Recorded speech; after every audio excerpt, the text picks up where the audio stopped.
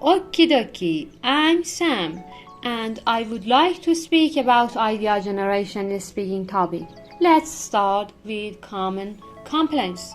Some questions are quite obvious and I don't know how to discuss them. For example, in part 1 and 3, you will face questions such as favorite act of food. The second factor would be that I don't know how to develop my ideas for challenging questions. I mean, sometimes English learners are not satisfied with the answer regarding their extension strategy or speaking at length. نمیدونن چطوری جوابشون رو بس بدن یا 2 دقیقه‌شون رو پر کنن. In followings, I don't know how to talk about some topics even in my mother tongue, Persian. And the last one, I'm not satisfied with my answers and they are mostly perfunctory. I mean that you have short ideas, especially in part 3. رفع تکلیفی و سرسری جواب میدیم. Okay. We will introduce 2 strategies with regard to this matter. The first strategy is idea matrix. To explain that. Be prepared for probable, means repeated questions, as well as possible question if you want to gain upper marks. So gather ideas before the exam.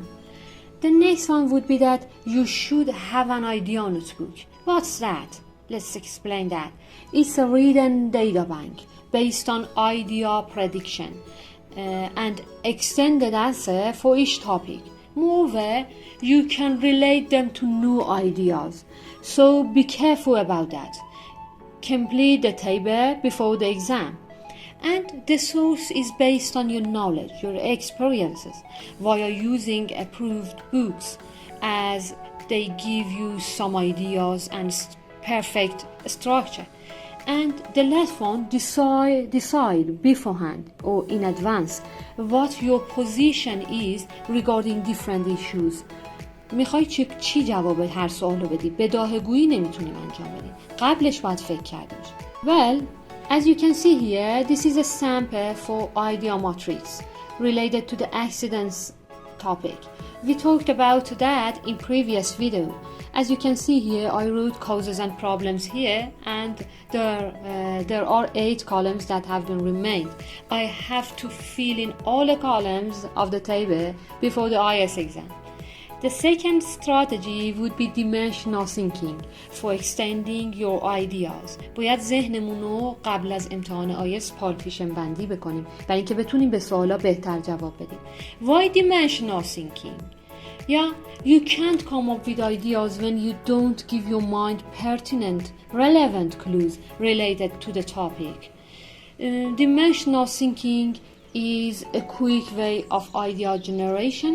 In addition, using dimensional thinking, you can talk coherently. I mean, you can reduce the thinking time to answer quickly and appropriately. یه تجربه عینی اینه وقتی یه سوالی ازمون میپرسن نمیتونیم جواب بدیم، اولش کمی نیاز داریم فکر کنیم. ما زمان فکر کردن رو با استفاده از dimensional thinking کاهش میدیم. You know, you face some questions that you need extra time to think about that. You say, you use pause filler and say, well, that's an interesting or tough question.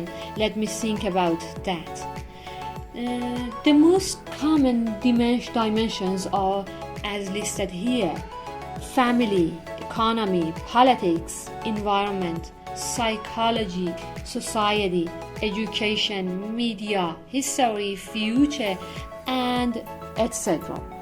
How to use topic shifting for dimensional thinking? It's a suggestion. It's better to select 3 dimensions to answer each question.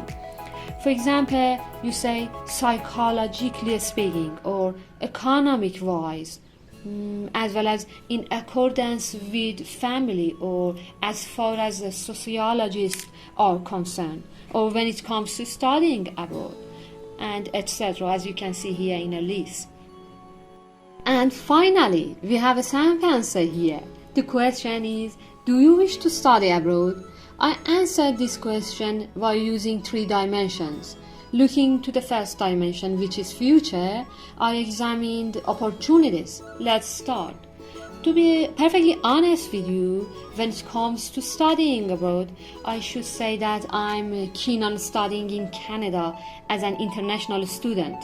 In fact, if water puts me through to one of the prestigious university in British Columbia, I would definitely major in what I really prefer, which is Master of Business Administration, and I would try hard and buckle down in order to be successful, as that's a great opportunity that can lead me towards my goals for the future. Regarding the second dimension, from the educational point of view, I examined advantages. Let's continue. However, when we are talking about education, there are lots of factors involved. I mean, it depends on ranking and fund of the target university. And as you know, everyone likes studying in a developed country. And the third dimension is psychology. In terms of psychology, I survey independence. As well as this, the secondary motive could be because you can gain a lot of new experiences. What I'm trying to say is that studying and living abroad requires you to be independent. So you will learn to stand on your own 2 feet. For example, you should purchase food on your own and you should rent a house by yourself. If you are not one of them, watch it out. All in all, to put in a nutshell, my answer would be definitely yes. Okay, it's done. It was strategy to speak in IELTS, and we will provide wonderful structures for speaking that will easily increase your score.